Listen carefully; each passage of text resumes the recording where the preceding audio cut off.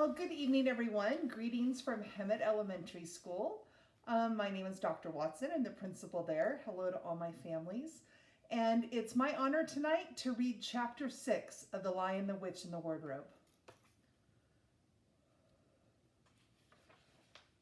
Into the forest. I wish the McCready would hurry up and take all these people away, said Susan presently. I'm getting horribly cramped. And what a filthy smell of camphor, said Edmund. I expect the pockets of these coats are full of it, said Susan, to keep away the moths. There's something sticking into my back, said Peter. And isn't it cold, said Susan. Now that you mention it, it is cold, said Peter. And hang it all, it's wet too. What's the matter with this place? I'm sitting on something wet. It's getting wetter every minute. He struggled to his feet. Let's get out, said Edmund. They've gone. Ooh, said Susan suddenly, and everyone asked her what was the matter. I'm sitting against a tree, said Susan, and look, it's getting lighter over there. By Jove, you're right, said Peter, and look there, and there. It's trees all around. And this wet stuff is snow. Why, I do believe we've got into Lucy's wood after all.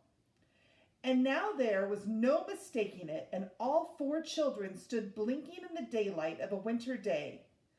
Behind them were coats hanging on pegs, and in front of them were snow-covered trees. Peter turned at once to Lucy. I apologize for not believing you, he said. I'm sorry. Will you shake hands? Of course, said Lucy, and she did. And now, said Susan, what do we do next? Do, said Peter. Why, go and explore the wood, of course. Ugh, said Susan, stamping her feet. It's pretty cold. What about putting on some of these coats? They're not ours, said Peter doubtfully. I am sure nobody would mind, said Susan. It isn't as if we wanted to take them out of the house. We shan't take them even out of the wardrobe. I never thought of that, Sue, said Peter. Of course, now that you put it that way, I see. No one could say you had bagged a coat as long as you leave it in the wardrobe where you found it. And I suppose this whole country is in the wardrobe. They immediately carried out Susan's very big, sensible plan. The coats were rather too big for them, so that they came down to their heels and looked more like royal robes than coats when they had put them on. But they all felt a good deal warmer, and each thought the other looked better in their now new get-up and more suitable to the landscape. We can pretend we are Arctic explorers, said Lucy. This is going to be exciting enough without any pretending, said Peter, and he began leading the way forward into the forest. There were heavy, darkish clouds overhead, and it looked as if there might be more snow before night. I say, began Edmund presently, oughtn't we to be bearing a bit more to the left, that is, if we are aiming for the lamp-post? He had forgotten for the moment that he must pretend never to have been in the wood before. The moment the words were out of his mouth, he realized that he had given himself away. Everyone stopped. Everyone stared at him. Peter whistled. So you really were here, he said. That time Lou said she'd met you in here and you made it out she was telling lies. There was dead silence. Well, of all the poisonous little beasts, said Peter, and shrugged his shoulders and said no more. There seemed indeed no more to say, and presently the four resumed their journey. But Edmund was saying to himself, I'll pay you all for this, you pack of stuck-up, self-satisfied prigs. Where are we going anyway, said Susan, chiefly for the sake of changing the subject. I think Lou ought to be the leader, said Peter. Goodness knows she deserves it. Where will you take us, Lou? What about going to see Mr. Tumnus, said Lucy. He's the nice fawn I told you about. Everybody agreed to this, and off they went, walking briskly and stamping their feet. Lucy proved a good leader. At first she wondered whether she would be able to find the way, but she recognized an odd-looking tree in one place and a stump in another, and brought them out to where the ground became uneven and into the little valley, and at last to the very door of Mr. Tumnus's cave. But there a terrible surprise awaited them. The door had been wrenched off its hinges and broken to bits. Inside, the cave was dark and cold, and had the damp feel and smell of a place that had not been lived in for several days. Snow had drifted in from the doorway, and there, heaped on the floor, mixed with something black, which turned out to be charred sticks and ashes from the fire. Someone had apparently flung it about the room and then stamped it out. The crockery lay smashed on the floor, and the picture of the fawn's father had been slashed into shreds with a knife. "This is a pretty good washout," said Edmund. "Not much good coming here."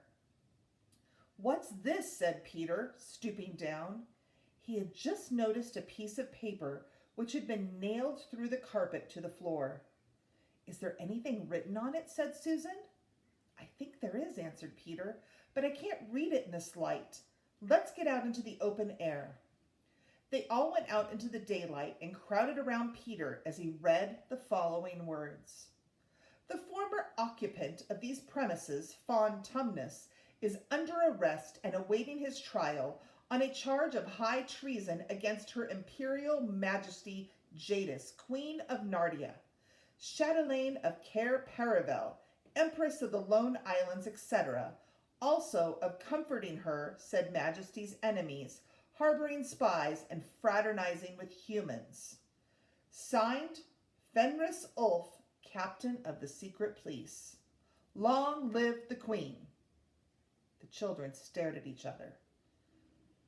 "I don't know that I'm going to like this place after all," said Susan. "Who is this Queen, Lou?" said Peter. "Do you know anything about her?" "She isn't a real queen at all," answered Lucy. "She's a horrible witch, the White Witch. Everyone, all the wood people, hate her. She has made an enchantment over the whole country so that it is always winter here and never Christmas." I wonder if there's any point in going on," said Susan. "I mean, it doesn't seem particularly safe here, and it looks as if it won't be much fun either. And it's getting colder every minute, and we brought nothing to eat. What about just going home?" "Oh, but we can't, said Lucy suddenly. "Don't you see? We can't just go home, not after this. It is all on my account that the poor fawn has gotten into this trouble. He hid me from the witch and showed me the way back. That's what it means by comforting the Queen's enemies and fraternizing with humans. We simply must try to rescue him." "A lot we could do," said Edmund, "when we haven't even gotten anything to eat." "Shut up, you," said Peter, who was still very angry with Edmund. "What do you think, Susan?" "I have a horrid feeling that Lou is right," said Susan. "I don't want to go a step further, and I wish we'd never come.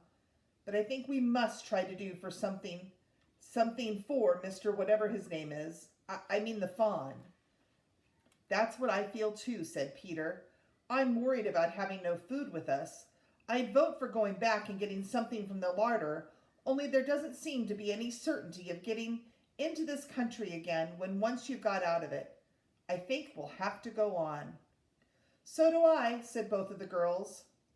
"If only we knew where the poor chap was imprisoned," said Peter. They were all still, looking what to do next, when Lucy said, "Look, there's a robin with such a red breast. It's the first bird I've seen here, I say. I wonder, can birds talk in Narnia? It almost looks as if it wanted to say something to us."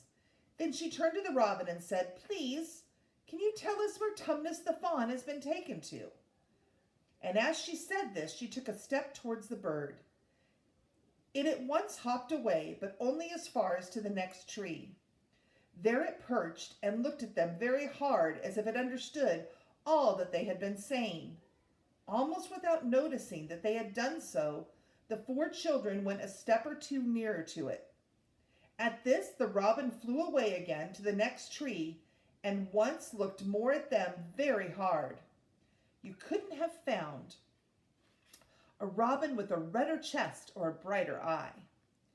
Do you know, said Lucy, I really believe he means us to follow him. I have an idea he does, said Susan. What do you think, Peter? Well, we might as well try it, answered Peter. The robin appeared to understand the matter thoroughly. It kept going from tree to tree, always a few yards ahead of them, but always so near that they could easily follow it. In this way, it led them on, slightly downhill. Wherever the robin alighted, a little shower of snow would fall off the branch. Presently the clouds parted overhead, and the winter sun came out, and the snow all around them grew dazzlingly bright. They had been traveling in this way for about a half an hour, with the two girls in front, when Edmund said to Peter, If you're not still too high and mighty to talk to me, I've something to say which you better listen to. What is it? Said Peter. Hush, not so loud, said Edmund. There's no good frightening the girls. But have you realized what we're doing? What? Said Peter, lowering his voice to a whisper. We're following a guide we know nothing about. How do we know which side that bird is on? Why shouldn't it be leading us into a trap? That's a nasty idea. Still, a robin you never know. They're good birds in all the stories I've ever read. I'm sure a robin wouldn't be on the wrong side. If it comes to that, which is the right side? How do we know that the fawns are in the right and the queen, yes, I know we've been told she's a witch, is in the wrong? We don't really know anything about that either. The fawn saved Lucy. He said he did, but how do we know? And there's another thing too. Has anyone the least idea of the way home from here? Great Scott, said Peter. I hadn't thought of that. And no chance of dinner either, said Edmund. And that's the end of the chapter. So I hope you've enjoyed chapter 6 of The Lion, the Witch, and the Wardrobe. Have a great evening.